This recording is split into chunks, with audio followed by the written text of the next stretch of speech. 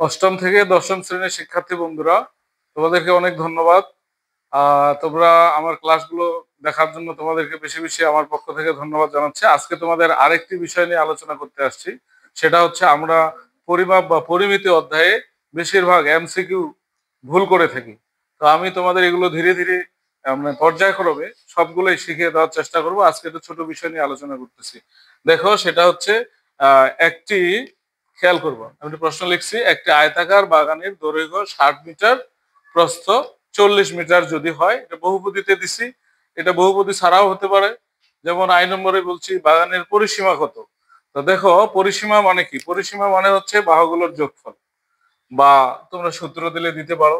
সে সূত্র হিসাবে আছে 2 × দৈর্ঘ্য যোগ প্রস্থ। সূত্র ইউজ করতে পারো, নাও করতে পারো। তাহলে দেখো, 2 × দৈর্ঘ্য, দৈর্ঘ্য কত এখানে 60, যোগ প্রস্থ হলো 40।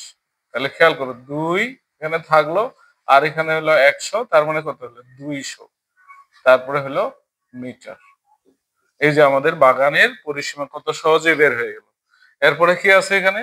ক্ষেত্রফল। আমরা সবাই জানি আয়তাকার আয়তাকার বাগানের আয়তক্ষেত্রের ক্ষেত্রফল সমান কি? দৈর্ঘ্য গুণন প্রস্থ। তাহলে দৈর্ঘ্য হলো 60 আর প্রস্থ হলো 40। তাহলে দেখো, পরিসীমা তো আমরা বুঝলাম। এবার দেখো ক্ষেত্রফলটা। ক্ষেত্রফল তাহলে কি আসলো? দৈর্ঘ্য গুণন প্রস্থ সমান হলো 60 × 40 সমান হলো 424, 2400 বর্গমিটার। আমরা এখানে যেটা ভুল করি, আমার সেটা হচ্ছে যে আমরা ভুল করি কোথায়? আমরা এটা সম্পূর্ণ ঠিক করি, ভুল করি এই জায়গায়। বিশেষ করে অষ্টম শ্রেণী নবম শ্রেণীর যারা শিক্ষার্থী, ওরা এখানে চিন্তায় পড়ে যায় যে আমি এখানে কি লিখবো, বর্গমিটার লিখবো না শুধু মিটার লিখবো। সেটা হচ্ছে খুব সহজ। দেখো, দৈর্ঘ্যের একক কি ছিল? মিটার। এই যে খেয়াল করো, প্রস্থের একক কি ছিল? মিটার। তাহলে মিটার আর মিটার এখানে কিন্তু গুণ হচ্ছে। তাহলে মিটার মিটার গুণ দিলে হয় মিটার স্কয়ার।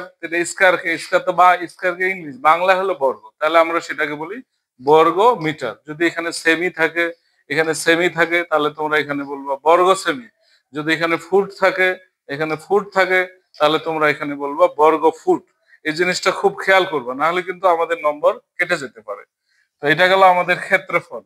এবার আসো কর্ণ। কর্ণের সূত্র কি? কর্ণ হলো রুট দৈর্ঘ্য স্কয়ার যোগ প্রস্থ স্কয়ার। খেয়াল করবে, দৈর্ঘ্য স্কয়ার যোগ প্রস্থ স্কয়ার।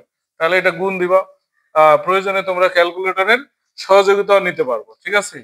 তাহলে এখানে হচ্ছে যোগ দিলাম। তাহলে এখানে কত হচ্ছে? 4000।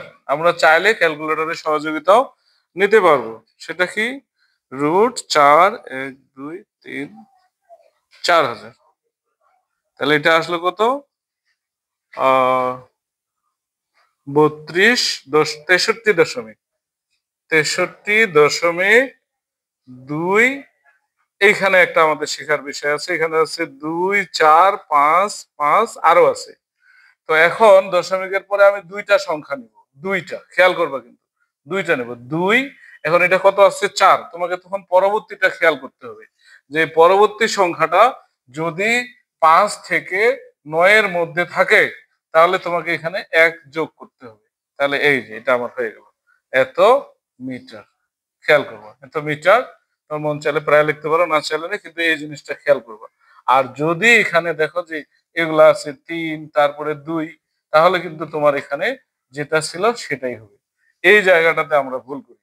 তো আশা করি তোমরা এই বিষয়টা বুঝে ফেলছো, যে কখন 1 যোগ করতে হবে। আমি পুনরায় বলতেছি, তুমি যত দশমিকের পরে যত সংখ্যা নিবে, তার পরের অঙ্কটাকে দেখবা।